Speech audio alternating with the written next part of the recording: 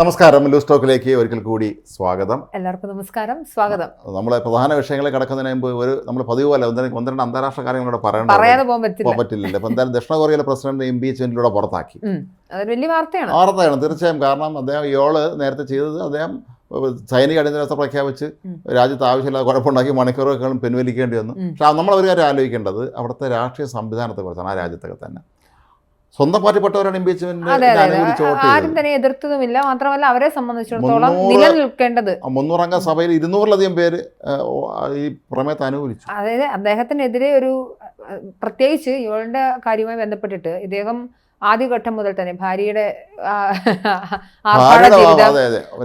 ജീവിതം രാഷ്ട്രഭരണത്തിന്റെ കേപ്പബിലിറ്റി ഇല്ലായ്മ നമ്മുടെ ഇന്ത്യയില് നമ്മൾ അടിയന്തരാവസ്ഥ പ്രഖ്യാപിച്ചതിന് ഏതാണ്ട് ഒരു സമാനമായ അന്തരീക്ഷം അവിടെ ഉണ്ടായിരുന്നു. ഇവിടെ ഇന്ദിരാഗാന്ധിക്കെതിരായ കോടതി വിധി വരും കണക്കാക്കിയാണ് അടിയന്തരാവസ്ഥ പ്രഖ്യാപിച്ചെങ്കിൽ അവിടെ ഈ ഭാര്യയുടെ പേരിൽ അന്വേഷണം നടത്തേണ്ടി വരും എന്നുള്ള അവസ്ഥയിലേക്ക് കാര്യങ്ങൾ എത്തിയിരുന്നു. അതുകൊണ്ടാണ് അടിയന്തരാവസ്ഥ പ്രഖ്യാപിച്ചത്. പക്ഷേ മണിക്കൂറുകൾക്കുള്ളിൽ നാട്ടുകാരെല്ലാം ഇളയുന്നില്ല, എല്ലാവരും കൂടെ സൈന്യം എല്ലാവരും കൂടെ ഇളവി വന്നില്ലേ. പക്ഷേ പെട്ടെന്ന് തന്നെ ക്രമസമാധാനം പുനഃസ്ഥാപിച്ചെങ്കിലും ഇയാളെ മാറ്റും എന്നത് പാർട്ടിക്കാർ ഉറപ്പ് കൊടുത്തുകൊണ്ട് മാത്രമാണ് വലിയ പ്രതിസന്ധിയിലേക്ക് പോകാതിരുന്നത്. പിന്നെ വാർത്തകളുണ്ട്, മിഡിൽ ഈസ്റ്റിൽ ഇപ്പോഴും പ്രതിസന്ധികൾ തുടരുന്ന അവസ്ഥകളുണ്ട്. വളരെ വിചിത്രമായ ഒരു വാർത്ത വന്നിട്ടുണ്ട്, അതുകൂടെ പറയാതിരിക്കാൻ പറ്റില്ല. നമ്മൾ മുഖ്യപക്ഷത്തിൽ കിടക്കുന്ന മുമ്പ് സിറിയൻ പ്രസിഡന്റായിരുന്ന ബഷർ അൽ അസദ് രാജ്യം വിട്ടു പോയല്ലോ മോസ്കോയിലേക്ക്. ഇയാൾ രാജ്യം വിട്ടു പോയത് കൂടെ ഉണ്ടായിരുന്ന മുഴുവൻ പേരെയും പറ്റിച്ചിട്ടാണെന്നാണ്. കാരണം എല്ലാവരോടും ഇയാൾ ഈ പ്രശ്നം ആരംഭിച്ചപ്പോൾ റഷ്യയിൽ പോയി. റഷ്യക്ക് നല്ല അലയാണല്ലോ. റഷ്യ പോയി അവർ ചർച്ച നടത്തിയിട്ട് സൈന്യത്തെ അയക്കാൻ പറഞ്ഞു. റഷ്യക്ക് സൈന്യത്തെ അയക്കാൻ പറ്റില്ലെന്ന് അവർ പറഞ്ഞു. കാരണം അവർ യുക്രൈനിൽ 70,000-ഓളം സൈനികരാണ് റഷ്യൻ സൈനികരാണ് ഉണ്ടായിരുന്നത് സിറിയയിൽ പ്രതിരോധത്തിനായി. പക്ഷെ യുക്രൈനിലേക്കുള്ള അടിച്ചമർത്തൽ അതിരൂക്ഷമായതോടുകൂടി ഇവർ ഇറങ്ങി തിരിച്ചു പോവുകയായിരുന്നു. അപ്പോൾ അവർ പറഞ്ഞത് നിങ്ങളൊരു കാര്യം ചെയ്യും, നിങ്ങൾ എങ്ങനെയെങ്കിലും നിങ്ങൾ പരിഹരിക്കാൻ നോക്കുമെന്ന് പറഞ്ഞു. പക്ഷേ ഇയാൾ തിരിച്ചു വന്ന് അവിടുത്തെ പ്രധാനപ്പെട്ട സൈനിക മേധാവികളുടെ ഉന്നതരൊക്കെ യോഗം വിളിച്ചിട്ട് പറഞ്ഞത് റഷ്യ സൈന്യത്തെ അയക്കാമെന്ന് ഏറ്റിട്ടുണ്ട്, നാളെ വരും അവർ മിക്കവാറും. അപ്പോൾ അതുകൊണ്ട് നിങ്ങളെല്ലാം തയ്യാറായിരുന്നോളം നമ്മൾ ഏറ്റുമുട്ടുന്നതൊക്കെ പറഞ്ഞ ആശംസ നേർന്നിട്ട് പോയി. ഓഫീസ് ഇറങ്ങാൻ നേരത്തെ ഓഫീസിലെ പ്രധാനപ്പെട്ട ഒരു ഉദ്യോഗസ്ഥനെ വിളിച്ചിട്ട് പറഞ്ഞു ഞാൻ വീട്ടിലേക്ക് പോവുകയാണെന്ന്. പക്ഷേ ഇയാൾ പോയത് എയർപോർട്ടിലേക്കായിരുന്നു. സ്വന്തം സഹോദരനുണ്ട്, ഇയാളുടെ സഹോദരൻ. അയാളുടെ അടുത്ത് പോലും, അയാൾ ആർമിയിലെ ഉന്നതനാണ്, അയാൾ ഈ മീറ്റിംഗ് പങ്കെടുത്തവനാണ്, അയാളുടെ അടുത്ത് പോലും പറഞ്ഞില്ല. ഇയാൾ നേരെ ചെല്ലുന്നു, റഷ്യക്കാർ അറേഞ്ച് ചെയ്ത അവിടെ റഷ്യക്ക് സൈന്യത്താവളമുണ്ട്, വ്യോമത്താവളം, അതിൽ കയറുന്ന ഫ്ലൈറ്റിൽ കയറി ഇയാൾ രക്ഷപ്പെടുന്നു. അതായത് ഇടയ്ക്ക് social media trending convincing star എന്ന് പറയുന്നത് പോലെയാണ്. അസദ് എല്ലാവരെയും പറഞ്ഞ് പറ്റിച്ച് മുങ്ങി. മാത്രമല്ല അദ്ദേഹത്തിന്റെ സഹോദരങ്ങൾ കസിൻസ് രണ്ടു ഒരാൾ കൊല്ലപ്പെട്ട് കഴിഞ്ഞു, മറ്റൊരാൾ കൊല്ലപ്പെട്ടില്ലെന്നും പറയുന്നുണ്ട്. എന്തായാലും അവർ ലെബനനിലേക്ക് രക്ഷപ്പെടാൻ ശ്രമിച്ചപ്പോൾ വെടിവെച്ചു. അതുപോലെ സഹോദരൻ അയാൾ റഷ്യയിലെത്തി. റഷ്യയിലാണ്ട് 10-20 അപ്പാർട്ട്മെന്റ് കണ്ട്. അല്ല, സ്വാഭാവികമാണ്, അവർ പ്രതീക്ഷിക്കുന്നതാണ്. അതായത് അസദിനെ സംബന്ധിച്ചിടത്തോളം അസദ് എന്നല്ല ചേട്ടാ, ഇപ്പോൾ അഫ്ഗാനിസ്ഥാനിൽ എന്താണ് സംഭവിച്ചത്? അഫ്ഗാനിസ്ഥാനിലാണെങ്കിൽ പോലും അതൊരു മറ്റ് രാഷ്ട്രങ്ങളാൽ സംരക്ഷിക്കപ്പെടുക, അവരുടെ മിലിറ്ററിയാൽ സംരക്ഷിക്കപ്പെട്ട ഒരിക്കലും ഒരു രാഷ്ട്രത്തിന് നിലനിൽക്കാൻ സാധിക്കില്ല. ഇപ്പോൾ ഇന്ത്യയുടെ സുരക്ഷ, ഇന്ത്യയുടെ ആഭ്യന്തര സുരക്ഷ, ഇന്ത്യയിലെ അതിർത്തികളുടെ സുരക്ഷ ഇന്ത്യൻ മിലിറ്ററിക്ക് സംരക്ഷിക്കാൻ പറ്റുന്നതുകൊണ്ടാണ്. പക്ഷെ നമ്മൾ ഏതെങ്കിലും ഒരു ഘട്ടത്തിൽ ചൈന മിലിറ്ററിയുമായി ബന്ധപ്പെട്ട് അല്ലെങ്കിൽ അവരുടെ സൈന്യത്തിനാണ് ഭൂരിപക്ഷം നമ്മളെ അവർ സപ്പോർട്ട് ചെയ്യുന്ന സിസ്റ്റം ആണെങ്കിൽ എനിക്ക് തോന്നുമ്പോൾ അതെന്തായാലും സംഭവിച്ചത്. ഏതായാലും അതിനേക്കാളൊക്കെ പ്രശസ്തമായ പ്രത്യേകതകൾ നിറഞ്ഞിരിക്കുന്ന ഒരു അവസ്ഥയിലേക്കാണ് ഈ ഇന്ത്യയുടെ ദക്ഷിണേന്ത്യ പ്രത്യേകിച്ച്.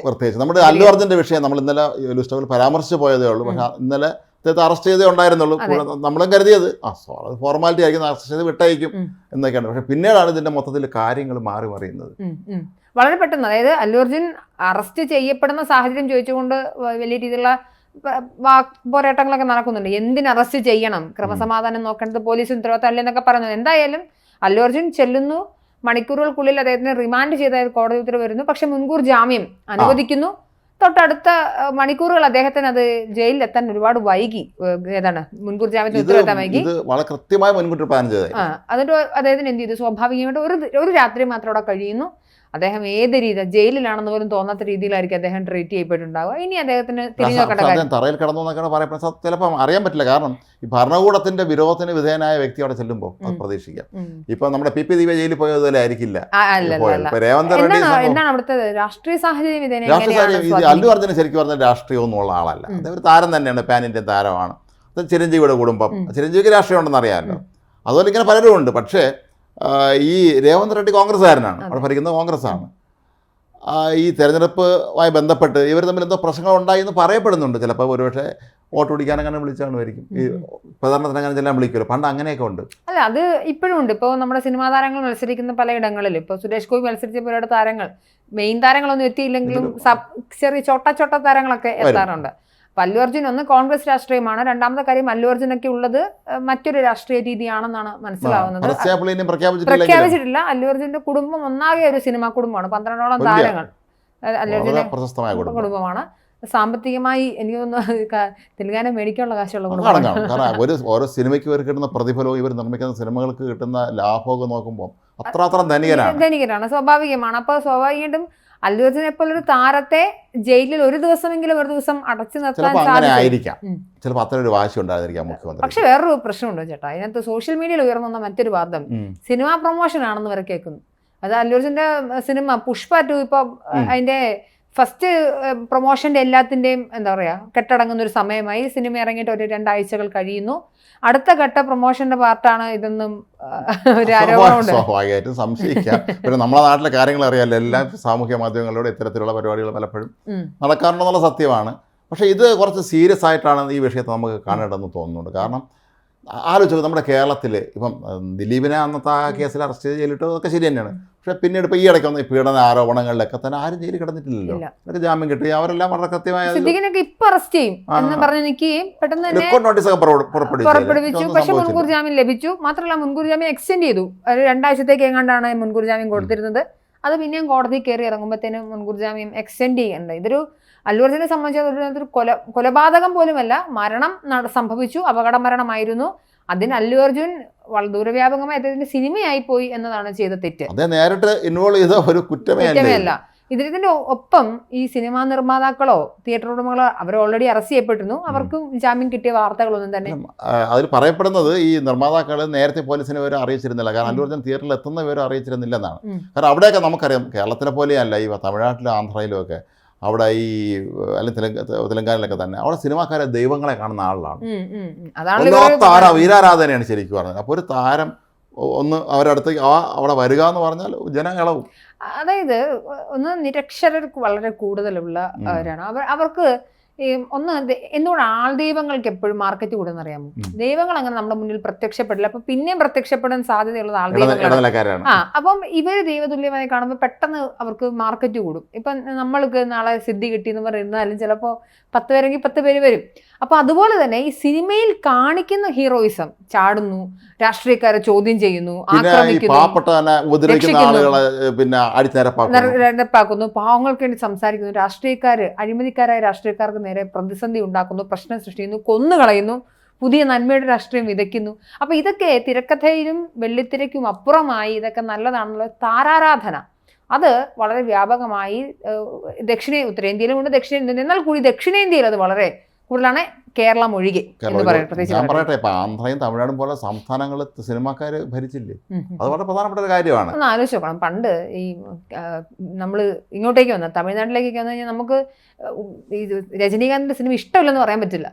ഇഷ്ടപ്പെട്ടോണം. ഞാൻ രജനീകാന്തിന്റെ ഫാനാണ്. അല്ല, ഞാൻ എതിർക്കുന്നില്ല, അതിന്റെ സ്വാതന്ത്ര്യത്തെ ഞാൻ മാനിക്കുന്നു. പക്ഷെ ഇഷ്ടമില്ലെന്ന് പറഞ്ഞാൽ കൊന്നുകളയും, കത്തിച്ചു കളയും തിയേറ്റർ.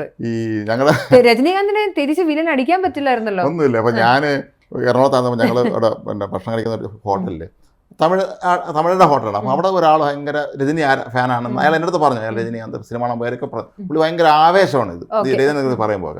അപ്പൊ ഞാൻ ചോദിച്ചപ്പോൾ നാട്ടിൽ പോകുമ്പോൾ എങ്ങനെയാണ്, അപ്പോൾ ഒരിക്കലും ഇയാളെ കാണാനില്ലേ കുറച്ച് ദിവസം. അപ്പോൾ ഇയാൾ നാട്ടിൽ പോയിരിക്കുകയായിരുന്നു. എന്താണ് രജനി സാറിന്റെ പടം റിലീസായി അങ്ങനെ പോയതാണ്. അപ്പോൾ അയാൾ പറഞ്ഞൊരു കാര്യം എന്നെ അത്ഭുതപ്പെടുത്തി. ഈ ഒരു നാട്ടിൻപുറത്തൊക്കെ അവിടങ്ങളിൽ ഈ സിനിമ റിലീസാകുമ്പോൾ ഈ ഇവർ ഓരോരുത്തരും പറയുന്ന അവരുടെ ഒരു വീരസ്യം പറയുന്നത് ഈ സിനിമ എത്ര തവണ കണ്ടു എന്നാണ്. അപ്പോൾ ഒരാൾ പറയണം ഞാൻ ഈ സിനിമ 15 തവണ കണ്ടു എന്ന് പറഞ്ഞാൽ അപ്പുറത്തും പറയണം ഞാൻ ഇത് 20 തവണ കണ്ടു എന്ന് പറഞ്ഞാൽ പിന്നെ ഇവൻ അടുത്ത് ബാക്കി 5 കൂടെ പോയി കാണേണ്ടി വരും. അല്ല, അത്രയ്ക്ക് അവര് അത് സത്യം പറഞ്ഞാൽ മത്സരമാണ്, നിഷ്കളങ്കരായതുകൊണ്ടാണ്. പലപ്പോഴും ഇതുകൊണ്ട് തന്നെ ഈ നമുക്കറിയാം തെന്നിന്ത്യൻ രാഷ്ട്രീയവും തെന്നിന്ത്യൻ സിനിമയും തമ്മിൽ അങ്ങനെ വലിയ വ്യത്യാസമൊന്നുമില്ല. ഇപ്പൊ ജയലളിത ആയിക്കോട്ടെ, MGR ആയിക്കോട്ടെ, ഇവിടെ തുടങ്ങുന്ന ഒരു പാരമ്പര്യമുണ്ട്. അതായത് ഇവിടുന്ന് ആരംഭിക്കുന്ന ഒരു പാരമ്പര്യമുണ്ട്. അത് ഇവിടുന്ന് മാത്രമെന്നല്ല, കർണാടക ആയിക്കോട്ടെ, തെലുങ്ക് ആയിക്കോട്ടെ, ഏത് പ്രദേശങ്ങളിൽ നിന്നായാലും ഈ പറഞ്ഞ പോലെ ആരാധക വൃന്ദങ്ങൾ കൂടുന്നത് ഒന്ന് എന്തൊക്കെ പറഞ്ഞാലും വോട്ടാണല്ലോ പ്രധാനം. അപ്പം എന്തുകൊണ്ടാണ് വിജയ് രാഷ്ട്രീയത്തിലേക്ക് ഇറങ്ങുന്നത്. ഇപ്പോൾ വിജയ് രാഷ്ട്രീയത്തിൽ ഇറങ്ങി കഴിഞ്ഞാൽ അദ്ദേഹം പാർട്ടി സ്ഥാപിച്ചിരിക്കുന്നു, അദ്ദേഹം TV ചാനലൊക്കെ തുടങ്ങുന്നുണ്ടെന്ന് കേട്ടു. TV ചാനൽ തുടങ്ങുന്നുണ്ട്. അദ്ദേഹം കഴിഞ്ഞ ദിവസം പ്രഖ്യാപനം നടത്തി അടുത്ത തെരഞ്ഞെടുപ്പിൽ അവർ മത്സരിക്കും. സ്വാഭാവികമായിട്ടും അദ്ദേഹം അടുത്ത മുഖ്യമന്ത്രിയാണുള്ള എല്ലാ സാധ്യതയുണ്ട്, 100% സാധ്യതയുമുണ്ട്. ഇത് എന്തുകൊണ്ടാണ്? അദ്ദേഹം ഒരു ക്രൗഡ് പുള്ളർ ആയതുകൊണ്ടാണ്. അതാണ് അവിടെ കമലഹാസൻ രാഷ്ട്രീയ പോരാട്ടം ഉണ്ടാക്കി പരാജയപ്പെട്ടത് അവിടെയാണ്. രജനീകാന്ത് ഒന്ന് ശ്രമിച്ചു ആദ്യം, അദ്ദേഹം സത്യം മനസ്സിലായി കാണും, അദ്ദേഹം ഒന്ന് പിൻവാങ്ങി. മാത്രമല്ല അസുഖബാധിതനായ ആരോഗ്യ പ്രശ്നങ്ങളൊന്നും ഉണ്ടായിരുന്നു. പക്ഷെ കമലഹാസൻ രാഷ്ട്രീയത്തിൽ ഇറങ്ങിയിട്ട് ക്ലച്ച് പിടിച്ചില്ല. കമലഹാസൻ മാത്രമല്ലോ, ഒരുപാട് അദ്ദേഹവുമായിട്ട് ബന്ധപ്പെട്ട് വന്നിട്ടുണ്ടായിരുന്ന പല ആളുകൾ. അതിൽ പക്ഷേ അതിൽ വന്ന് വിജയിച്ചത് മരിച്ചുപോയ വിജയകാന്തായിരുന്നു. അദ്ദേഹത്തിന് തമിഴ്നാട് നിയമസഭയിൽ പ്രതിപക്ഷതാവാൻ വരെ പറ്റി. ഏതായാലും നാളെ അല്ലു അർജുൻ രാഷ്ട്രീയ പാർട്ടി ഉണ്ടാക്കുമെന്ന് ഇപ്പോഴെന്ന് പറയുന്നുണ്ടാക്കുമെന്ന് എനിക്ക് അത് പ്രതീക്ഷയില്ല. കാരണം അദ്ദേഹം സിനിമാടൻ എന്നുള്ള നിലയിൽ ഇതുവരെയും അദ്ദേഹം അങ്ങനത്തെ പ്രസ്താവനകളോ അങ്ങനെ എന്തെങ്കിലും തരത്തിലുള്ള രാഷ്ട്രീയ വിഷയങ്ങളിൽ അഭിപ്രായമോ പറഞ്ഞിട്ടില്ല. വിജയൊക്കെ ഒന്നും പറയാതിരുന്നിട്ട് പോലും കുറച്ച് നാളുകളായി അദ്ദേഹത്തിന്റെ സിനിമാ തെരഞ്ഞെടുപ്പുകളിൽ ഇതൊക്കെ വളരെ പ്രകടമായിരുന്നു. അദ്ദേഹം ചെയ്തിരുന്ന എല്ലാ സിനിമയിലും രക്ഷകനായിട്ടാണ് അവതരിക്കുക. ഇപ്പം രക്ഷകൻ സിനിമകളുടെ സത്യത്തിൽ അദ്ദേഹത്തിന് വേണ്ടി അങ്ങനത്തെ സ്ക്രിപ്റ്റുകൾ മാത്രമാണ് എഴുതിക്കൊണ്ടിരുന്നത്.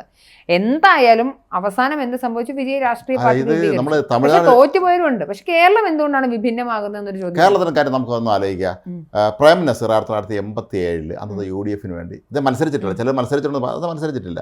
അദ്ദേഹം പ്രചരണത്തിന് വേണ്ടിയാണ് കേരളത്തിലെ 140 മണ്ഡലത്തിലും അദ്ദേഹം പ്രചരണത്തിന് പോയി. പക്ഷെ അന്ന് തെരഞ്ഞെടുപ്പ് ജയിച്ചത് LDF ആയിരുന്നു. അദ്ദേഹം കോൺഗ്രസിന് വേണ്ടി ഇറങ്ങിയിട്ട് പോലും എന്തിന് ചിറങ്ങി അദ്ദേഹത്തിൻ്റെ കുടുംബ വീടിരിക്കുന്ന സ്ഥലത്ത് പോലും ആ ലീഡ് ചെയ്യാൻ കഴിഞ്ഞില്ല എന്നുള്ള സത്യക്കാരൻ. അദ്ദേഹം നല്ലൊരു മനുഷ്യനായിരുന്നു, നല്ല മനുഷ്യൻ. ആ മനുഷ്യന് ഈ രാഷ്ട്രീയത്തിന് ചതിക്കുഴികളൊന്നും ഏക്കില്ല. പ്രൈം മിനിസ്റ്ററിന് എല്ലാവർക്കും ഭയങ്കര ഇഷ്ടമാണ്, അദ്ദേഹത്തെ കാണാനൊക്കെ സന്തോഷം, അദ്ദേഹം സിനിമ കാണുകയൊക്കെ ചെയ്യും. പക്ഷേ അദ്ദേഹം വന്ന് നിങ്ങൾ ഇന്ന പാർട്ടിക്ക് വോട്ട് ചെയ്യണമെന്ന് പറഞ്ഞാൽ കേരളത്തിൽ ജനങ്ങൾ അങ്ങനെയും ചെയ്യില്ല. നാളെ മുരളി BM സുധീരനെതിരെയാണ് മത്സരിച്ച ആലപ്പുഴ പാർലമെന്റ് മണ്ഡലത്തിൽ. അദ്ദേഹം പരാജയപ്പെട്ടു. പക്ഷേ ഇവിടെ ജയിച്ച ഒരാളുണ്ട്, രാമു കാര്യാട്ട്, സംവിധായകനായിരുന്നു. അദ്ദേഹം 65 നിയമസഭാ തെരഞ്ഞെടുപ്പിന് നാട്ടികയിൽ നിന്ന് ജയിച്ചു. പക്ഷെ അന്ന് സഭ കൂടിയില്ല, ആർക്കും ഭൂരിപക്ഷമില്ലാത്തതുകൊണ്ട് പോയി സഭ പിരിച്ചു വിട്ടു. ഇതുപോലെ ഇപ്പം പിന്നെ മുകേഷ് ഉണ്ട്, ഇന്നസെന്റ്. പക്ഷെ തുടർച്ചയായി പരാജയപ്പെടുകയും ചെയ്തു മുകേഷ്. പക്ഷെ മുകേഷ് ശരിക്കും പാർട്ടി പിൻബലത്തിലാണ് വിജയിക്കുന്നത്. അവരായിരുന്നു മുകേഷ് ശരിക്കും ഒരു ക്രൗഡ് പുള്ളർ ആയതുകൊണ്ട് മുകേഷിന്റെ താരപദവിയല്ല. കാര്യം അദ്ദേഹം അങ്ങനെ ഒരു സൂപ്പർ സ്റ്റാറിലേക്ക് വന്ന ഒരു വ്യക്തിയൊന്നുമല്ല. ഇവിടെ കുറച്ചുകൂടി എന്താ പറയാ, രാഷ്ട്രീയവും സിനിമയും വേറെ തന്നെയായിട്ട് കാണാം. അതുകൊണ്ടാണല്ലോ ഇപ്പം ദിലീപിന് ഒരു പ്രൊട്ടക്ഷൻ കിട്ടാതെ പോയത് തന്നെ. ഉദാഹരണത്തിന് ദിലീപിന് ഇപ്പം അല്ലു അർജുൻ ഇപ്പം അവിടെ പോകുന്നു, അദ്ദേഹത്തിന് വീട്ടിൽ ചെന്ന് അറസ്റ്റ് ചെയ്യുന്നു, പിറ്റേ ദിവസം കിട്ടുന്ന ഒരു സാധനം ദിലീപിന് കിട്ടിയില്ല. ദിലീപിന് പ്രൊട്ടക്ഷൻ കിട്ടുന്നു. അല്ലു അർജുന്റെ കിടപ്പുറ കയറിയാണ് പോലീസ് പിടിച്ചുകൊണ്ടിരുന്നത്. അപ്പൊ എനിക്ക് ഭക്ഷണം കഴിക്കണം, ബ്രേക്ക്ഫാസ്റ്റ് കഴിക്കണം, അതും പറ്റൂല എന്ന് പറഞ്ഞു എന്നൊക്കെയാണ് പറയുന്നത്. അങ്ങനെ ചെയ്തെങ്കിൽ തെറ്റാണ്, അത് നമുക്ക് അറിയില്ല ഇപ്പോഴും എന്താണെന്നുള്ളത്. അങ്ങനെ ചെയ്തിട്ടുണ്ടെങ്കിൽ തെറ്റാണ്. ഏത് ഗ്രൗണ്ടിലാണ് ഇദ്ദേഹത്തെ അറസ്റ്റ് ചെയ്തേക്കുന്നതൊന്നും അല്ല. ഈ കേസുമായി ബന്ധപ്പെട്ട് മനഃപൂർവ്വമല്ലാത്ത നരഹത്യ എന്നൊക്കെ പറഞ്ഞ് അങ്ങനെ ആയിരിക്കാൻ സാധ്യതയുള്ളൂ. അല്ലാതെ ഇവർ ആവശ്യമില്ലാത്ത വകുപ്പ് ചേർത്ത് അയാൾ കോടതി പോയാൽ പണി കിട്ടില്ല തിരിച്ച്. അപ്പോൾ അതുകൊണ്ടാണ് ഈ നമ്മുടെ തെക്കേ ഇന്ത്യയിൽ ഇത് ആദ്യം ഫലപ്രദമായി ഉപയോഗിച്ചത് MGR ആണ് കേട്ടോ. കാരണം അദ്ദേഹം തമിഴ്നാട്ടിൽ അദ്ദേഹത്തിന്റെ ഭൂരിപക്ഷ സിനിമകളിലും തിരക്കഥ എഴുതിയ കരുണാനിധിയാണെന്ന് നമ്മൾ എപ്പോഴും ഓർത്തോളൂ. അന്ന് എല്ലാം ഒരു പാർട്ടിക്കാരാണ്, DMK-കാരായിരുന്നു. പിന്നീട് അവർ പിണങ്ങിയപ്പോഴാണ് ഉണ്ടായത്. ഈ സിനിമകളിലൊക്കെ തന്നെ MGR-ന് ഈ വിജയൻ്റെ കാര്യം പറഞ്ഞാൽ രക്ഷകൻ്റെ വേഷമാണ്. കണ്ടിട്ട് ചാട്ടാറ് ഞാൻ ആണയിട്ടാൽ അവിടെ നടന്നു വിട്ടാൽ വരുന്നില്ല. അപ്പോൾ അത് ഈ കുഴപ്പം കാണിക്കുന്നവനെ അദ്ദേഹം നേരിടുന്നതാണ്. പിന്നെ അദ്ദേഹം അന്ന് ഈ എല്ലാ മഴക്കാലം വരുമ്പോഴും ചെന്നൈയിലെ അന്ന് ഈ സൈക്കിൾ റിക്ഷക്കാരൊക്കെ ഉണ്ട്, അവർക്കെല്ലാം മഴക്കോട്ട് അദ്ദേഹം കൊടുക്കുമായിരുന്നു പറയും. അതിലെല്ലാ ആളെയും അത് സഹായിക്കുമായിരുന്നു. മാത്രമല്ല ഈ MGR മാത്രമല്ല, MGR-ന് തുടർച്ചയായി വന്നിട്ടുണ്ടെന്ന് ജയലളിത അടക്കമുള്ള ആളുകൾ ഈ ജനസേവനങ്ങളിലേക്ക്, അതായത് ഭക്ഷണം പ്രധാനമായും ഞാൻ എപ്പോഴും ഈ നമ്മുടെ സ്വച്ഛ് ഭാരതിൻ്റെ കീഴിലുള്ള പ്രവർത്തനങ്ങളെയും അതുപോലെ ടോയ്ലറ്റ് ഫെസിലിറ്റി ഒരുക്കുന്നതിനൊക്കെ ഇവിടെയുള്ള ആളുകൾ കളിയാക്കും. പക്ഷേ അത് ശരിക്കും തെറ്റാണ്. അടിസ്ഥാനപരമായി ജനങ്ങൾക്ക് എന്താണ് വേണ്ടത് ഒരു സമൂഹത്തിൽ? ഇവർക്ക് ഇങ്ങനത്തെ ഉള്ള കുറച്ച് കാര്യങ്ങൾ, അടിസ്ഥാന ആവശ്യങ്ങൾ നിവർത്തിച്ചു കൊടുക്കുന്നതിൽ വളരെ വിജയിച്ചിട്ടുണ്ട്. തിരുവനന്തപുരത്ത് സെക്രട്ടേറിയറ്റിൽ ഒരു കാസർഗോഡോ പാലക്കാട്ടുള്ള ഒരാൾ ഒരു ആവശ്യത്തിന് വന്നാൽ അയാൾക്ക് ബാത്റൂമിൽ പോകണം, അയാൾ അവിടെ പോകും. സെക്രട്ടേറിയറ്റിന് വെളി ഇറങ്ങിയാൽ ഇല്ല. അയാൾ എങ്ങനെ ഹോട്ടലിൽ കയറി ചായ കുടിക്കാനോ ഭക്ഷണം കഴിക്കാനോ പോകണം. അതുപോലത്തെ അത് സത്യം പറഞ്ഞാൽ ഞാൻ എപ്പോഴും ആലോചിക്കുന്നത്, തിരുവനന്തപുരം സെക്രട്ടേറിയറ്റിന് മുന്നിൽ ഒരു പബ്ലിക് ടോയ്ലറ്റ് ഇല്ലല്ലോ. നമ്മളെപ്പോഴും ആലോചിക്കാറുണ്ട്. തിരുവനന്തപുരം നഗരത്തിൽ വളരെ അപൂർവമാണ് പബ്ലിക് ടോയ്ലറ്റുകൾ. സർക്കാർ ഇത്രയും സ്ഥലമുണ്ട്. ആരെങ്കിലും ഏൽപ്പിച്ച കോൺട്രാക്ട് എടുത്താൽ മതിയല്ലോ, അവർ പ്രത്യേകം സൂക്ഷിച്ചോളൂല്ലോ KSRTC സ്റ്റാൻഡുകളിലൊക്കെ ഉള്ളതുപോലെ. അപ്പോൾ അതുപോലെ അതാണ് പറഞ്ഞത്. അപ്പം അടിസ്ഥാന വർഗ്ഗ ജനതയ്ക്ക് അല്ലെങ്കിൽ അടിസ്ഥാനപരമായി ചെയ്യേണ്ട ഇപ്പം അമ്മ ഹോട്ടലുകളിൽ ഇഡ്ഡലിക്ക് വില കുറവാണ്, ഇഡ്ഡലി കഴിച്ച് അവിടെ ₹1 ₹1 കുറഞ്ഞു കിട്ടുക എന്ന് പറയുന്നത് വലിയ പ്രധാനപ്പെട്ട കാര്യമാണ്. അപ്പം ഞാൻ മനസ്സിലാക്കുന്നത് രാഷ്ട്രീയത്തിൽ ഇറങ്ങുന്നതിന് സിനിമ ഒരു സഹായമായെങ്കിലും രാഷ്ട്രീയത്തിൽ തുടരണമെങ്കിൽ ജനങ്ങളുടെ മനസ്സ് മനസ്സിലാക്കിയതുകൊണ്ട് ഒരു കാര്യം ശ്രദ്ധിച്ചിട്ടുണ്ടോ? പണ്ടൊക്കെ നമ്മുടെ വീടുകളിൽ പണിക്ക് വരുന്ന തമിഴന്മാർ വരുമായിരുന്നു. അതുപോലെ ഈ അവർ അവില് കൊണ്ടുവരും വിൽക്കുക. അതുപോലെ ഈ പല സാധനങ്ങളും വിൽക്കാൻ കൊണ്ട് നടക്കണൊക്കെ തമിഴരായിരുന്നു. ആക്രി കൊടുക്കുന്ന തമിഴ്. ഇപ്പം തമിഴന്മാരില്ല. ഇപ്പം വരുന്ന ഈ ബംഗാളികളെ വരുന്നുള്ളൂ, തമിഴില്ല. കാരണം അവരവിടെ സ്വയം പര്യാപ്തരാണ്. തമിഴ്നാട് ആര് ഭരിച്ചാലും അവിടുത്തെ ജനങ്ങളുടെ വിഷയങ്ങളും അവിടുത്തെ കാര്യങ്ങളും അവർ കൃത്യമായി പരിപാലിക്കും. പിന്നെ ഒരു സ്വദേശിപരമായ ഒരു തദ്ദേശവൽക്കരണം എന്നുള്ള സാധനം ഉണ്ടല്ലോ, അതായത് എല്ലാത്തിനെയും അവരങ്ങനെ കുറച്ചുകൂടി അവർക്ക് കുറച്ചുകൂടി വീറും വാശിയും ഒക്കെ കൂടുതലാണ് ഭാഷ. നമ്മൾ ഓർക്കേണ്ട കാര്യം, യു പി എ സർക്കാരിലെ ഒന്നാം സർക്കാരോ രണ്ടാം സർക്കാരോ ഒന്നും അറിയില്ല, DMK ഷിപ്പിംഗ് വകുപ്പ് വേണമെന്ന് അവർ ചോദിച്ചു വാങ്ങിച്ചു. ഷിപ്പിംഗ് വകുപ്പ് തന്നേ പറ്റുള്ളൂ എന്ന് പറഞ്ഞു. അവർ കുളച്ചൽ തുറമുഖം അവർക്ക് ശരിയാക്കി എടുക്കാനോ മറ്റായിരുന്നു, ശരിയാക്കി. അപ്പൊ ഇവിടെ മാത്രമല്ല വലിയ രീതിയിലുള്ള ഇൻവെസ്റ്റ്മെന്റ് അതേ മന്ത്രിസഭയിൽ ഇവിടെ സ്റ്റാലിൻ വരുന്നതും അവരുടെ പിന്മുറക്കാർ വരുന്നതും ഇതെല്ലാം തന്നെ ഈ പറഞ്ഞ സിനിമയുമായി ബന്ധപ്പെട്ടുള്ള ഒരുപാട് കാര്യങ്ങളുണ്ട്. ആദ്യം അടിസ്ഥാനപരമായ എഴുത്തുകാരനും. പക്ഷെ എന്തൊക്കെ പറഞ്ഞാലും ഈ തുടർച്ച, ഭരണ തുടർച്ച എന്ന് പറയുന്നത് തീർച്ചയായിട്ടും ജനങ്ങളുടെ മനസ്സ് മനസ്സിലാക്കുന്നവർക്ക് മാത്രമേ ഉള്ളൂ. അതെന്തായാലും അങ്ങനെയാണ്. വിജയിനെ സംബന്ധിച്ച് എനിക്ക് തോന്നുന്നത് ആളൊക്കെ ശരി, നമ്മുടെ അയൽ വീട്ടിലെ ഒരു ആളാണ്, നമുക്ക് പരിചയമുള്ള ഒരാളാണെന്നുള്ള ഒരു ഫീലിംഗ് ഉണ്ടാക്കാൻ അദ്ദേഹത്തിന് നെയ്ബർ ബോയ് എന്നുള്ള ഒരു ഇമേജ് ഉണ്ടാക്കാൻ കഴിഞ്ഞിട്ടുണ്ട്. മാത്രമല്ല ഈ വിജയ് പൊതുവെ ഇപ്പൊ ഒരു അത്രയധികം ക്രൗഡ് പുള്ളർ ആണെന്ന് മാത്രമല്ല, അദ്ദേഹത്തിന് കീഴിൽ അണിനിരക്കുന്ന ആളുകൾ ഇപ്പോൾ ഉള്ള പ്രതിസന്ധികളൊക്കെ മാറ്റി, ഇപ്പോഴും തമിഴ്നാട്ടിൽ ഒരുപാട് പ്രശ്നങ്ങളുണ്ടെങ്കിൽ ആ പ്രശ്നങ്ങളെ മാറ്റി ഒരു പുതിയ ആളെ പരീക്ഷിക്കുകയാണെങ്കിൽ തങ്ങൾക്ക് വളരെ അടുത്തുള്ള നെയ്ബർ ബോയ് പോലെ ഒരാൾ തോന്നുന്നത്. അല്ല, മാത്രമല്ല നമ്മൾ ഇവിടെ ഒന്നുകൂടെ മനസ്സിലാക്കേണ്ട കാര്യം, ഇപ്പം MGR കാര്യത്തിനും കരുണാകരൻ്റെ കാര്യത്തിനാണെങ്കിൽ തന്നെ അവർ ജീവിതത്തിൽ ഏറ്റവും താഴെത്തട്ടിൽ നിന്ന് ഉയർന്നു വന്നവരാണ്. സിനിമയിലാണെങ്കിലും സമൂഹത്തിലാണ്. അവർക്ക് സാധാരണക്കാരൻ്റെ വിഷമം അവർക്കറിയാം. ഒരുപക്ഷെ നാളെ ഇവരെ മക്കളോ കൊച്ചുമക്കളോ ആണെങ്കിൽ അവരൊന്നും ഈ ബുദ്ധിമുട്ട് അറിഞ്ഞിട്ടില്ലാത്തവരായിരിക്കും. അതുകൊണ്ട് ആർക്കാണ് എന്താണ് ആവശ്യം എന്നുള്ളത് MGR കൃത്യമായിട്ട് അറിയാമായിരുന്നു. കാരണം അധികം അത് അറിയാമായിരുന്നു. MGR മുഖ്യമന്ത്രിയൊക്കെ ആയിരുന്ന സമയത്ത് അദ്ദേഹത്തിൻ്റെ അവിടെ അഡീഷണൽ ചീഫ് സെക്രട്ടറി ആയിരുന്ന ആളാണ് PC സുരേഷ് സാർ. അദ്ദേഹം ഞങ്ങൾ ജീവൻ ജോലി ഞങ്ങൾ MD ഒക്കെ ആയിരുന്ന ഒരാളാണ്. അദ്ദേഹം പലപ്പോഴും പറഞ്ഞിട്ടുണ്ട് ഈ MGR ഈ പ്രായോഗിക ബുദ്ധിയെക്കുറിച്ച്. MGR ഉന്നത വിദ്യാഭ്യാസം നിലവെച്ച് അദ്ദേഹം കക്ഷി സ്കൂളിൽ പഠിച്ചിട്ടുള്ളൂ എന്ന് തോന്നുന്നു. പക്ഷേ അവിടുത്തെ ഏത് IAS-കാരെക്കാളും ഒരു കാര്യം എങ്ങനെ നടപ്പിലാക്കണം എന്ന് ഈ ഉദ്യോഗസ്ഥന്മാർ കൺഫ്യൂഷൻ വന്നാൽ പോലും അദ്ദേഹം കൃത്യമായിട്ട് ഇത് പറയുമായിരുന്നു. അങ്ങനെ ചെയ്താൽ പോരെ എന്ന് പറയുമായിരുന്നതാണ്. അപ്പോൾ അതൊരു വലിയ ഘടകമാണ്. ഒരു സിനിമാ നടൻ രാഷ്ട്രീയത്തിൽ ഇറങ്ങുമ്പോൾ അയാളുടെ ബാക്ക്ഗ്രൗണ്ട് വളരെ പ്രധാനപ്പെട്ടതാണ്. പെട്ടെന്ന് ഒരു ദിവസം സിനിമയിൽ ഒരു വലിയ താരമായി മാറുകയും ചെയ്തതിന് ശേഷം അയാൾ ഭരണത്തിലേക്ക് വരുമ്പോൾ ചിലപ്പോൾ അയാൾക്ക് എല്ലാ കാര്യങ്ങളും മനസ്സിലാവില്ല. ഈ പ്രകാശ് രാജ്, പക്ഷേ അവിടെ പ്രശ്നം ഈ പ്രകാശ് രാജൊക്കെ ഭയങ്കര ഫാസിസത്തിനെതിരെ അങ്ങനെയാണെന്നൊക്കെ പറഞ്ഞിട്ട് രാഷ്ട്രീയത്തിൽ വന്നിട്ട് ഒന്നും ശോഭിച്ചില്ല. മാത്രമല്ല സ്വന്തം വീട്ടിൽ നിന്നും കുടുംബത്തിലും ഒക്കെ പ്രശ്നങ്ങളാണ്. ഇവർ നാട്ടുകാരെ ഉദ്ബോധിപ്പിച്ചിട്ട് വീട്ടുകാരും കൂടെ നോക്കണ്ടേ പലപ്പോഴും സംഭവിക്കുന്നത്. ഞാൻ ആദ്യം വിചാരിച്ചത് കമൽഹാസന് വലിയ ജനപിന്തുണ ഇല്ലെങ്കിൽ പോലും അദ്ദേഹമെങ്കിലും ജയിക്കും, ഒരു ചലനം സൃഷ്ടിച്ചു. പക്ഷെ അമ്പേ പരാജയമായിരുന്നു. കാരണം കമൽഹാസൻ അങ്ങനെ ഒരു മാസ് ഇമേജ് ഇല്ല. രജനീകാന്തിന് അല്ലെങ്കിൽ വിജയനെ കൊള്ള പോലത്തെ ഒരു മാസ് ഇമേജ് കമൽഹാസൻ മികച്ച നടനാണ്, അതൊക്കെ ശരി തന്നെ സംബന്ധിച്ചു. പക്ഷേ അദ്ദേഹത്തിന് അത് കഴിയില്ല. അദ്ദേഹം വേറെ തലത്തിൽ നിൽക്കുന്ന ഒരാളാണ്. അദ്ദേഹത്തിൻ്റെ സിനിമകളും എല്ലാം അങ്ങനത്തെയാണ്. ഇപ്പോൾ രജനീകാന്തിൻ്റെ സിനിമകളെ പോലത്തെ സിനിമകൾ അല്ലെങ്കിൽ വിജയൻ്റെ സിനിമകൾ അല്ല അദ്ദേഹം പലപ്പോഴും ചെയ്യാറുള്ളത്. ചില നല്ല സിനിമകൾ അദ്ദേഹം ചെയ്യാറുള്ളത്. അപ്പോൾ അത് ഈ തമിഴരെ സംബന്ധിച്ച് അല്ലെങ്കിൽ തെലുങ്കരെ സംബന്ധിച്ചൊക്കെ തന്നെ അവരുടെ ആരാധനാമൂർത്തി എന്നുള്ള ലെവലിലേക്ക് അവരെത്തണം. ഇപ്പോൾ NT രാമറാവുവിന് അവരെ പരവണ മുഖ്യമന്ത്രിയായി. അദ്ദേഹം സിനിമയിൽ അഭിനയിച്ച കൂടുതൽ സിനിമയിൽ അഭിനയിച്ചത് ദൈവമായിട്ടാണ്. അപ്പോൾ അത് ഒരു വലിയ കാര്യമാണ്. അദ്ദേഹത്തെ ദൈവത്തെ കാണുകയാണ്. NT രാമറാവ് വോട്ട് ചോദിക്കാൻ ഇറങ്ങുമ്പോൾ അവർ ദൈവത്തിനെ നേരിട്ട് കാണുന്നത് പോലെയാണ്. അതിൽ MGR അങ്ങനെ കണ്ടിരുന്നു. ഇപ്പോൾ അണ്ണാദുരൈ മരിച്ചപ്പോൾ എത്രയോ പേര് ആത്മാഹുതി ചെയ്തു. MGR മരിച്ചപ്പോൾ എത്ര പേര് ആത്മാഹുതി ചെയ്തു? എത്ര പേര് ചെയ്തു? അവർക്ക് ഒരു എനിക്ക് ആ വൈകാരികാവസ്ഥ നമുക്ക് ഊഹിച്ചെടുക്കാൻ പറ്റില്ല. പല ആളുകളും കളിയാക്കാറുണ്ട്. പക്ഷേ അത്രയധികം അവർക്കൊരു ആത്മബന്ധം തോന്നുന്നതുകൊണ്ട് തന്നെയാണ്. അപൂർവമാണല്ലോ നമ്മുടെ നാട്ടിലെ നേതാവ് മരിച്ച MGR മരിച്ചപ്പോ പുറത്തു പറയാൻ പേടിയായിരുന്നു ഞാൻ കേട്ടിട്ടുണ്ട്. പുറത്ത് പറഞ്ഞു കഴിഞ്ഞാൽ വളരെ വൈകിയാണ്. അതാണ് ഇവരൊക്കെ മരിക്കുമ്പോൾ സംഭവിക്കുന്നത്. ഒരുപാട് എല്ലാം അറേഞ്ച്മെന്റ് ചെയ്തു വെച്ചതിന് ശേഷം അറിയിക്കാൻ പറ്റുള്ളൂ. ഞാൻ പക്ഷെ അതുപോലെ ഒരു മാസ് ലീഡർ മരിച്ചപ്പോൾ കണ്ടത് ഒന്ന് നായനാര്, പിന്നെ ഒന്ന് ഉമ്മൻചാണ്ടി. ഇവർ രണ്ടും മരിച്ചപ്പോഴാണ്. നായനാര് മരിച്ചപ്പോൾ ഞാൻ കൊച്ചിയിലാണ് ജോലി ചെയ്യുന്നത്. അപ്പോൾ നമ്മൾ രാത്രി ഒന്ന് കാണാൻ വേണ്ടി പോയി വൈറ്റില ജംഗ്ഷനിൽ. അതൊരു പോയത് അവസാനം മണിക്കൂറുകളോളം നമ്മൾ കാത്തു നിന്ന് ഏതാണ്ട് പുലർച്ചെ കണ്ടായിരുന്നു വന്നപ്പോഴേ. അത് ഭയങ്കര ഒരു അതായിരുന്നു. കാരണം നായനാരോട് എല്ലാവർക്കും വലിയ സ്നേഹമാണ്. നായനാരിങ്ങനെ വലിയ ദേഷ്യത്തിൽ ഇതൊക്കെ പറയുമ്പോൾ അതൊക്കെ തമാശയുണ്ട് അദ്ദേഹത്തിന്. കരുണാകരൻ സ്വാമി. പക്ഷെ എന്നാലും ഉമ്മൻചാണ്ടി മരിച്ചപ്പോഴാണ് പിന്നെയും ഒരു കരുണാകരൻ മരിച്ചപ്പോഴും കിട്ടിയാണ്. കരുണാകരൻ മരിച്ചപ്പോഴുണ്ട്. അത് വലിയ ഇതായിരുന്നു. അതുപോലെ ഒരു നേതാക്കൾ അതാണ് പറഞ്ഞത്, കുറച്ചുകൂടി അവർക്ക് ഈ നർമ്മബോധം, ഈ ഒരു ലേമാൻ ലാംഗ്വേജ്, അത് സാധാരണക്കാരുടെ ഭാഷ ഉപയോഗിക്കുന്നത്. മരിച്ചതിന്റെ അടുത്ത ദിവസമാണ് കരുണാകരൻ മരിച്ചത്. ഓക്കെ. അപ്പം ഈ ഭാഷ, ആളുകൾ ഇടപെടുന്ന രീതി, അവരെ മനസ്സിലാക്കാൻ പറ്റുമോ എന്നതൊക്കെ വലിയ പ്രധാനപ്പെട്ട കാര്യം. അപ്പൊ നമുക്ക് അല്ലു അർജുന്റെ കാര്യത്തിൽ വീണ്ടും വരുമ്പോൾ ഈ അല്ലു അർജുനോട് നീതികേട് കാട്ടി എന്ന് നമ്മൾ ന്യായമായും സംശയിക്കേണ്ടത്. ഞാൻ ഇപ്പോഴും പറഞ്ഞു, ഞാൻ ഇന്നലെയും നമ്മൾ സംസാരിച്ചപ്പോൾ ഞാൻ പറഞ്ഞൊരു കാര്യമാണ്, അത് അല്ലു അർജുൻ എന്ന് പറയുന്ന വ്യക്തി അദ്ദേഹം നല്ലൊരു വ്യക്തിയാണ്. അദ്ദേഹം ഇതുവരെ അങ്ങനെ ഒരു എന്തെങ്കിലും തരത്തിലുള്ള അഴിമതി കാണിച്ചതായോ അല്ലെങ്കിൽ ഏതെങ്കിലും അങ്ങനെയൊന്നുമില്ല.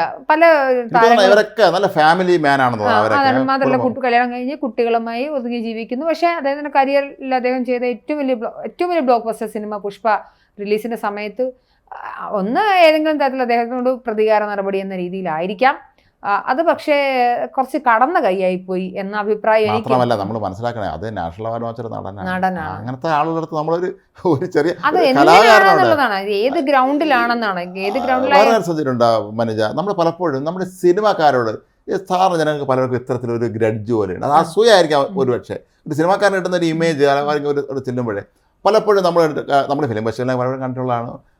ഈ സിനിമയിലെ വലിയ പ്രധാനപ്പെട്ട നടന്മാരൊക്കെ വരുമ്പോഴേ ചില ആളൊക്കെ പറയും ഇവൻ എന്തിനു കെട്ടിരുന്നത്, ഇവൻ എന്തിനു, അത് ചിലരിങ്ങനെയൊക്കെ പറഞ്ഞു കേട്ടിട്ടുണ്ട്. അവർക്ക് എന്തുകൊണ്ട് വന്നുകൂടാ, അവർക്ക് ഇത് കാണാനും ലോകത്തിന് അവർക്ക് കാണാന്നുള്ളതാണ്. പിന്നെ വേറെ ഒരു പക്ഷമുണ്ട്, ഈ കൊമേഴ്ഷ്യൽ സിനിമകൾ ചെയ്യുന്ന ആളുകളോട് പരമപുച്ഛമാണ്. പക്ഷെ നിങ്ങളൊന്ന് ആലോചിച്ച് നോക്കുക, ഈ വിജയ്ക്ക് അഭിനയിക്കാൻ അറിയില്ല, സൂര്യയ്ക്കാണ് അഭിനയിക്കാൻ അറിയാമെന്ന് പറയും. ഇതൊക്കെ അവിടെ നിൽക്കുമ്പോൾ തന്നെയും ആരാണ് ഇത്രയും ആളുകൾ, എന്താ മണ്ടന്മാരാണോ? ഇത്രയും കോടാനുകോടി വരുന്ന ജനങ്ങൾ ഇവരെ ഇഷ്ടപ്പെടുന്നു, ലക്ഷക്കണക്കിന് ആളുകൾ ഇവരെ സിനിമ കാണാൻ വേണ്ടി തിയേറ്ററുകളിലേക്ക് എത്തുന്നു. അപ്പൊ ഇത്രയും വർഷമായി അവർ ആ ഇൻഡസ്ട്രിയിൽ പിടിച്ചു നിൽക്കുന്ന അയാൾ നല്ല നടനായതുകൊണ്ടും കഴിവുള്ളതുകൊണ്ടുമാണ്. ജനങ്ങളെ നമുക്ക് എത്ര സ്വാധീനിക്കാൻ പറ്റും? ഒരാൾക്ക്, ഒരു മനുഷ്യന് ലക്ഷക്കണക്കിന് ജനങ്ങളെ സ്വാധീനിക്കാൻ കഴിയുമെങ്കിൽ അത് വലിയ കാര്യമാണ്. അവർ അഡ്രസ്സ് ചെയ്യുക. ഞങ്ങൾ ജേർണലിസ്റ്റിനെ പറഞ്ഞിട്ട് കാര്യമായിട്ട് പണ്ട് പഠിക്കുമ്പോൾ ഞങ്ങളുടെ അധ്യാപകനായിരുന്നു, ഞങ്ങളെ head of the department doctor JV വളരെ സാർക്ക് ഞങ്ങളുടെ ചോദ്യം ചോദിച്ചു, നിങ്ങൾക്ക് ഇന്ത്യയിലെ ഏറ്റവും മികച്ച ഏറ്റവും ദ ബെസ്റ്റ് എന്ന് പറയുന്ന 2 കമ്മ്യൂണിക്കേറ്റേഴ്സിൻ്റെ പേര് പറയാമെന്ന് ചോദിച്ചു. അപ്പോൾ നമുക്കറിയാവുന്ന എല്ലാവരും പേര് പറഞ്ഞു. അപ്പോൾ അദ്ദേഹം പറഞ്ഞു ഇവരാരും അല്ല എന്ന് പറഞ്ഞു. 2 കമ്മ്യൂണിക്കേറ്റേഴ്സുള്ള, ഒന്ന് മഹാത്മാഗാന്ധി, 2 കേരളത്തിലെ ശ്രീനാരായണ ഗുരു. ഇവർ 2 പേരും അഡ്രസ്സ് ചെയ്തത് വളരെ അന്ന് നടത്തിയ വിദ്യാഭ്യാസത്തിൻ്റെ വളരെ സമൂഹത്തിൻ്റെ കുറച്ച് കഷ്ടപ്പാട് കഴിഞ്ഞ ജനത്തെയാണ്. വലിയ വിദ്യാഭ്യാസമുള്ളവരൊന്നും ആയിരുന്നില്ല. പക്ഷേ ഈ 2 പേർക്കും ഈ ജനങ്ങളെ കൺവിൻസ് ചെയ്യാൻ കഴിഞ്ഞു എന്നാണ്. എന്താണ് ഞങ്ങളുടെ സ്വാധീനിക്കാൻ കഴിഞ്ഞു. അത് എപ്പോഴും പറയും ഈ 2 പേരാണ് ഒരുപക്ഷെ. എന്തുകൊണ്ടാണ് കലാഭവമണി നമ്മളെപ്പോഴും പറയുന്നത്, കലാഭവമണി ചാലക്കുടിയിൽ മത്സരിച്ചിട്ടുണ്ടെങ്കിൽ ചിലപ്പോൾ ജയിച്ച് കയറിയാണ്. കാര്യം അദ്ദേഹത്തിന് അത്രയധികം ഈ സാധാരണക്കാരായ ജനങ്ങളോട് അടുത്ത് നിൽക്കാൻ പറ്റുന്നുണ്ട്. അപ്പോൾ ഇങ്ങനെ ഒരു കുറേ കാര്യം. അപ്പോൾ കൊമേഴ്ഷ്യൽ സിനിമകളിലെ നടന്മാരെ കുറച്ച് കാണിക്കേണ്ടതൊന്നുമില്ല. മാത്രമല്ല പുഷ്പ എന്ന് പറയുന്നത് ഇന്ത്യൻ സിനിമയിലെ എല്ലാ റെക്കോർഡുകളും, ഏറ്റവും കൂടുതൽ തിയേറ്ററുകളിൽ ലോകമാകെ ഇത് റിലീസ് ചെയ്ത സിനിമയാണ്, ഏറ്റവും കൂടുതൽ റെക്കോർഡ് കളക്ഷൻ നേടിയ സിനിമയാണ്, ഒരു നാഷണൽ അവാർഡ് കഴിഞ്ഞതിൻ്റെ സീക്വലാണ്. സിനിമ നല്ലതോ ചീത്തയെന്നതിനൊക്കെ അപ്പുറമായി ഇതുപോലെ കുറേ കാര്യങ്ങളുണ്ട്. നമ്മുടെ നാട്ടിലെ ഈ ഭരിക്കുന്നവരൊക്കെ നമ്മൾ ആരാണെങ്കിലും നമ്മുടെ കലാകാരന്മാരോട് നമ്മൾ കുറച്ച് നിയമത്തിന് അതീതം ഒന്നും ചെയ്ത് കൊടുക്കേണ്ട അവരെ, പക്ഷേ നിയമത്തിന് വിധേയത്തിന് അവർ വന്നോട്ടെ. പക്ഷെ എന്നാലും ഈ ഇത്തരത്തിൽ ഈ സാധാരണ മറ്റു പലർക്കും കിട്ടുന്ന ഈ ഒരുപാട് ആനുകൂല്യങ്ങൾ ലംഘിക്കുകയും അവരെ പിടിച്ച് ഈ രീതിയിൽ മോശമായ രീതിയിൽ അദ്ദേഹം ഒരിക്കൽ പോലും അദ്ദേഹം ഏതെങ്കിലും ഘട്ടത്തിൽ പോലും ആലോചിക്കെങ്കിലും ചെയ്യുമോ, എന്റെ ആരാധിക മരിച്ചു കഴിഞ്ഞാൽ എനിക്ക് എന്തെങ്കിലും ഗുണമുണ്ട്, അങ്ങനെ ചെയ്യാൻ പാടില്ല. അപ്പൊ നമുക്കിത് കൺക്ലൂഷനൊക്കെ നമുക്ക് ഇങ്ങനെ പറയേണ്ടി വരും. ഇത് തീർച്ചയായും അല്ലു അർജുനെ പോലെ ഒരാളോട് ചെയ്ത ദ്രോഹം തന്നെയാണ് അവിടുത്തെ സർക്കാർ. ഒരിക്കലും അത് നമ്മൾ രാഷ്ട്രീയമൊന്നും പറയുന്നില്ല. എന്തോ ഈ അവിടുത്തെ സർക്കാരിന് അല്ലു അർജുനോട് എന്തോ ഒരു വിരോധമുണ്ടായിരുന്നു എന്ന് നമ്മൾ കരുതിയിട്ട്, അത് അല്ലെങ്കിൽ ജാമ്യം കിട്ടിയിട്ട് പോലും ഒരു രാത്രി ജയിലിൽ കിടക്കേണ്ടി വന്നു എന്ന് പറയുമ്പോൾ അവരൊരു പക്ഷേ മേൽക്കോടതി പോയി അതിൻ്റെ നടപടി ഉണ്ടായാൽ പോലും ആ മനുഷ്യൻ അന്ന് ഒരു മനുഷ്യൻ്റെ ജീവിതത്തിൽ അയാൾ ജയിലിൽ കിടക്കാമെന്ന് പറഞ്ഞാൽ ചെറിയ കാര്യമല്ല. അയാളെ മാനസികമായി അങ്ങേറ്റം വളരെ ബുദ്ധിമുട്ടിലാക്കുന്ന ഒന്ന് തന്നെയാണ്.